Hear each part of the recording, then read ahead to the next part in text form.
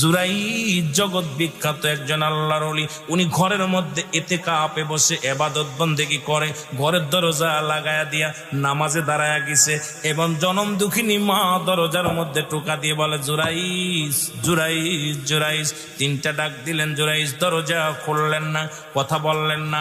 উনি চিন্তা করে, আমি নামাজে দাঁড়াইছি, আল্লাহর ইবাদত বন্দেগি করি, এখন যদি মায়ের ডাকে সাড়া দিই তাহলে আমার আল্লাহর সঙ্গে বেয়াদবি করা হয়ে যাবে।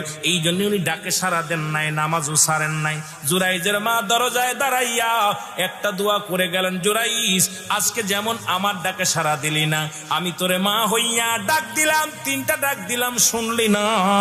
পৃথিবীর মধ্যে যেন তুই জিনাকারী হইয়া, পৃথিবীর মধ্যে অপদস্থ হইয়া মৃত্যুবরণ করে, জুরাইজ আমি তোরে দোয়া করলাম, তুই ইবাদত করি, জগৎ বিখ্যাত একজন আল্লাহর ওলি হবি, তবে পৃথিবীর মধ্য থেকে অপমানিত অপদস্থ হইয়া বিদায় নিবি। জোরে জোরে চিল্লা বলা যাবে না আল্লাহু আকবার।